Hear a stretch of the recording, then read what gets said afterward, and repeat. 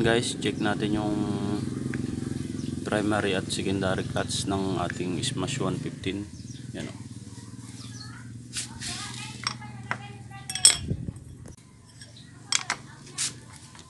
Tanggalin muna natin tong mga bolt.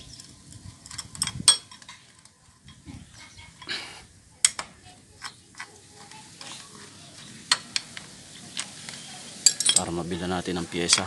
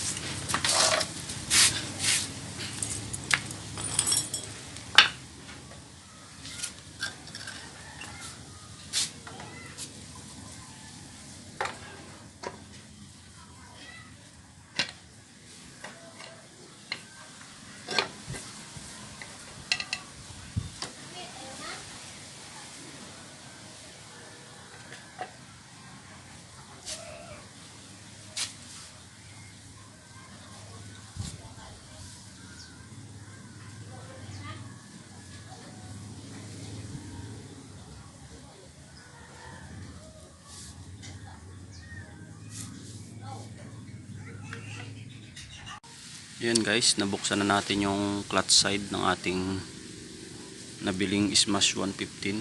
Yan.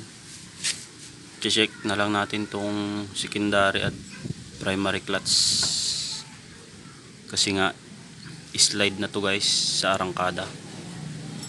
Yan. Tanggalin lang natin tong nut. Yan. Check na rin natin yung lining.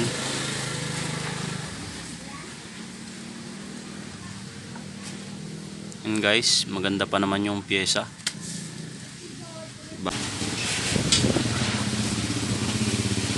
Tara, tanggalin lang natin tong nut.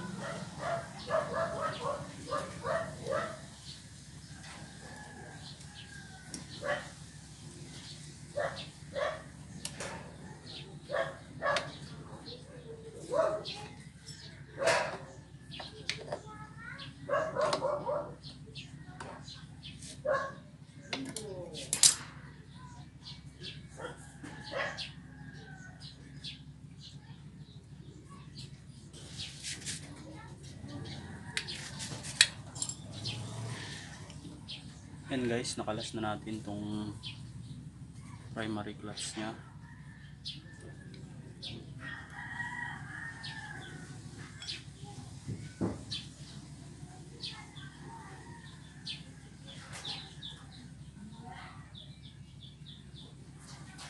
Yan yung pinaka-bill nya, okay pa naman.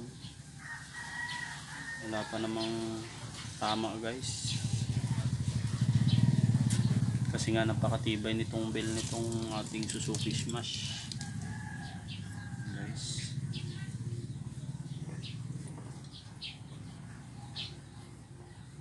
Yan, medyo manipis na yung kanyang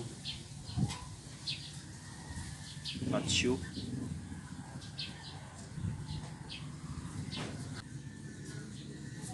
Yan, parang pinalitan na nila ng flat shoe guys. Kasi nga may mga tama na rin dito. Yan. Check pa natin tong mga lining.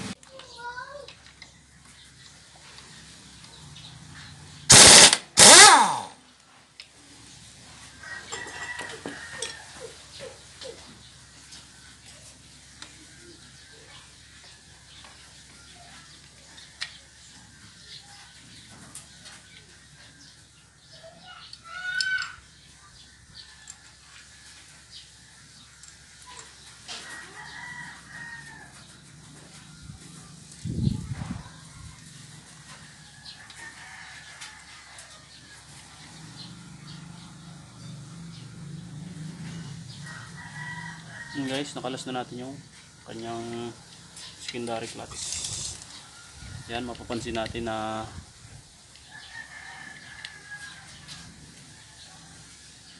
itong kanyang spring dito, so may ano, kumakalog na rin guys, may kalog na rin. Ibig sabihin may ingay na rin itong makina na to guys.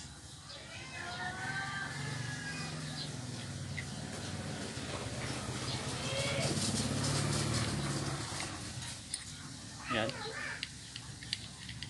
yan, mapapansin nyo guys.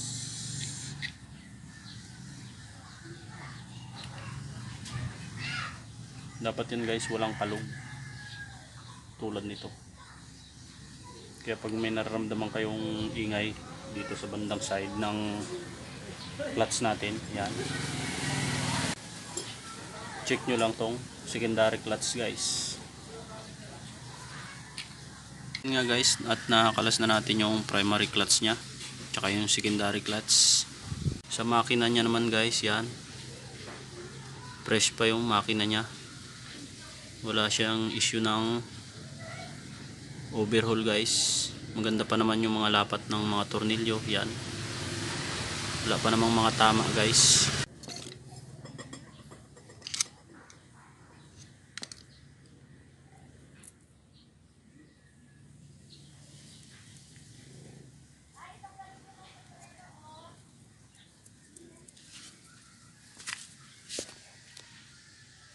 Yan guys, wala naman tayong napansin dito na malalang issue, mga minor issue lang siya.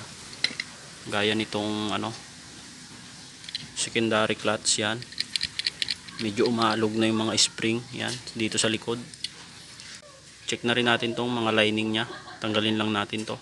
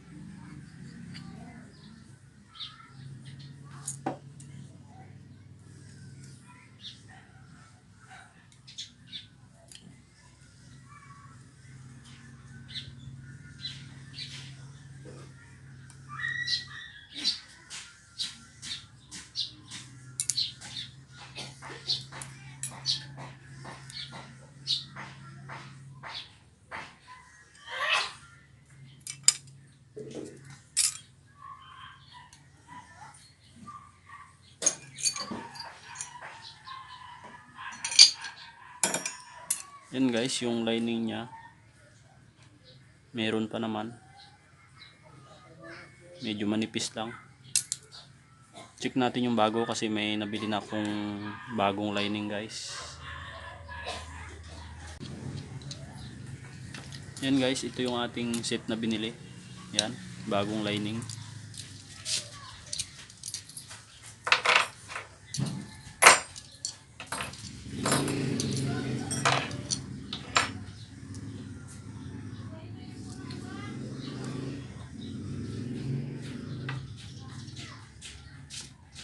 Yan, medyo yung spring napansin ko din, medyo malambot na. Hindi tulad dito sa bagong spring. Yan.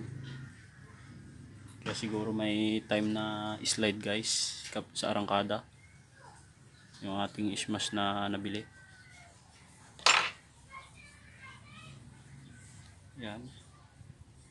Yan guys, kung mapapansin natin mas mababa ng kaunti itong stock. Yan guys.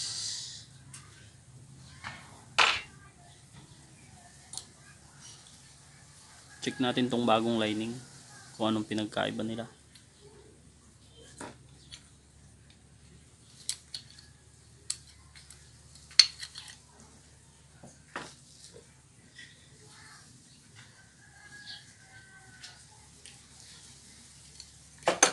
Yan guys, yung bago nating lining, malimit yung kanyang biak-biak, hindi katulad dito sa original. Yan, ang lalaki ng kanyang pagitan guys. Yan.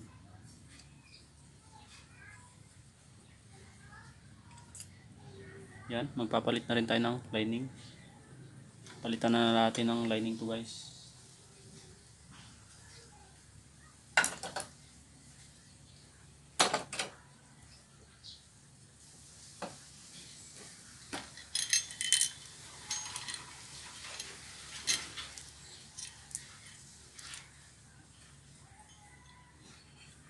Yan, okay pa naman, hindi pa naman masyadong wala pa naman siyang malalim na tama dito guys. Yan. Yun, ito lang yung ating medyo kumalog na yung mga spring dito sa likod. Yan guys. Yan, isang dahilan yan guys kapag may ingay na yung inyong flat side.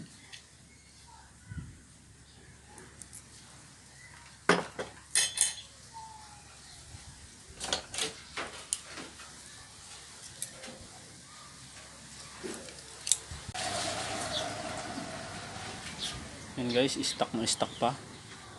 Nakikita pa natin dito yung kanyang tatak ng lining. Yan guys, Japan. Ibig sabihin hindi pa napalitan ng lining. Yan, nagpalit na tayo ng isang set na lining guys. Palitan na natin to. Palit na rin tayo ng set na clutch shoe para sure ball na walang slide.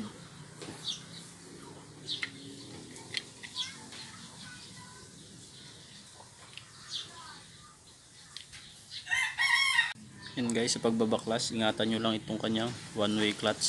Yan, baka hindi nyo mapansin guys, makalas. Medyo mahirap itong ibalik, kaya wag na natin kalasin guys. Yan guys, ito yung lining nung ating Smash 150 na nabili. Ari pa naman siya guys, may lining pa naman siya, pero nag-decide na tayong palitan ng bago. Yan, tsaka ito, palit na tayo ng isang set nito guys. Yan,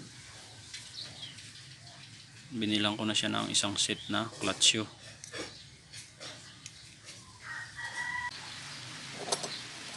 Yan guys, kabit natin yung bago nating lining.